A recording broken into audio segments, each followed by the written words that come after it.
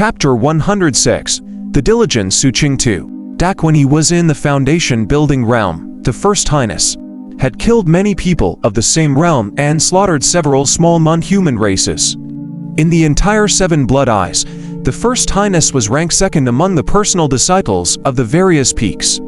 During the discussion, the captain of Team 6, who was eating an apple, pointed out precisely, generally speaking, such people aren't bloodthirsty. It's just that their personalities have their own extreme points. Once their reverse scale is touched, they naturally will carry out a massacre. When Xu Qing heard this, he deeply agreed. As for the second senior sister, when her teammates mentioned her, all of them had a look of fear on their faces. Compared to the mysterious First Highness that very few people had seen in the past few years, there were too many people who had seen the Second Highness. She would usually stroll around the harbor. Her personality was very domineering, and her actions were even more decisive. She was known for being overbearing in her actions, but she also had monstrous strength. Once she was enraged, even the elders of the Seventh Peak would have a headache. Hers is an illness, it needs to be treated, the captain said softly. Among the Peak Master's disciples, the most popular one would be the Third Highness. Other than being lecherous, the Third Highness had almost no shortcomings. He usually had a smile on his face and didn't put on any airs when facing other disciples. Moreover, he was extremely generous. He did his best to resolve the requests for help from the disciples. This was especially so for their relationship with the non-human races on the sea. He had made a lot of contributions in this, and many disciples even called him the diplomatic ambassador of the Seventh Peak. And his romantic affairs were also a hot topic among the disciples. The captain of Team 6 took another bite of the apple and seemed like he wanted to comment as well. However, he seemed to have thought of something and ultimately didn't speak. He only continued to eat the apple and looked at everyone with a smile on his face. Although Xu Qing was seriously listening to his team members' discussion, he didn't pay too much attention to it. Regardless of whether it was the Merfolk youth or the Three Highnesses of the Seventh Peak, none of them had anything to do with him. Xu Qing's main focus during this period of time was the wanted criminals. As for the method to find them, he made a change. He just needed to wait for the prey. On this night, Xu Qing was on duty. The night was dark and the wind was strong. The moonlight was sparse, and the sea breeze brought moisture to every corner of the city. It was as though they wanted to witness the various dark events that happened in the city during the night. The gambling dens and brothels were also bustling with activity.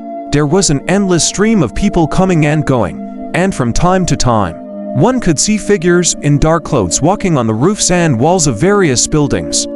Spirit energy fluctuations could be felt occasionally from the alleys. It was as though all sorts of demons and ghosts were slowly descending into the human world under the moonlight. However, as a figure walked past, all the noise became lower. Only after the figure left did everything return to normal. This figure was none other than Xu Qing. Ever since he dragged Qing Yunzi's corpse across half of the city, it was like this every time he was on night duty. There were no secrets to speak of in the main city. To be able to capture Qing Yunzi, who was at the 9th level of Czech condensation, alive, even if the other party was only a Czech condensation cultivator of a small sect. The fact that he couldn't escape Pan was in an incomparably miserable state still showcased Xu Qing's strength. Moreover, he was able to leave safely after confronting the shopkeeper outside the inn on Panquin Road. All of this was enough to show that this newbie from the homicide department could not be easily provoked. This was also one of the reasons why Xu Qing did not encounter other wanted criminals after that. However, it did not matter. Xu Qing felt that he had found a new solution. At this moment, he was walking in the darkness of the city and arrived at Panquin Road. He looked at the inn that was open not far away and stood motionlessly in a corner under the eaves. His body seemed to have fused with the night as he silently waited. Since he couldn't find any clues or wanted criminals, he might as well wait patiently. Xu Qing was fully equipped with patience. As for the possibility of offending the old man from the inn by waiting here, Xu Qing had considered it. However, spirit stones were more important. Moreover, Xu Qing felt that with his current combat strength, it wasn't impossible for him to fight. Just like that, time passed. For hours later before dawn, a figure silently sped over from afar. His target was none other than the inn. This person was a skinny middle-aged man. His eyes were small and his beard was very long, making his sharp chin look even stranger. He looked like a rat. At this moment, his small eyes were filled with vigilance, seeing that he was getting closer and closer to the inn's entrance. His heart relaxed and he sighed with relief as he quickly moved toward the inn. The main city of the Seven Blood Eyes is truly wonderful, especially the inns that are open at night. They follow the rules and provide shelter. It's very perfect, but it's too damn expensive. 80 on the first day, 160 on the second day, double the amount every day. Looks like he'll have to go to a small city in a few days. It's a pity that the commoners in those small cities don't have any savings and can only cry out in pain. The skinny middle-aged man mumbled. He was only 20 feet away from the inn and was about to leap over. However, at this moment, a gust of cold wind suddenly blew behind him, and a cold voice entered his ears. "Doused rat." The skinny middle-aged man's eyes narrowed, and all the hairs on his body stood on end. Without any hesitation, he waved his right hand behind him, scattering some kind of powder. His body then erupted with power as he sped forward. However, it was still too late. The instant he lifted his right hand, a dagger appeared in front of his neck and ruthlessly sliced through it. As blood gushed out, the skinny middle-aged man's entire body trembled. His limbs twitched and he let out a series of whooshing sounds.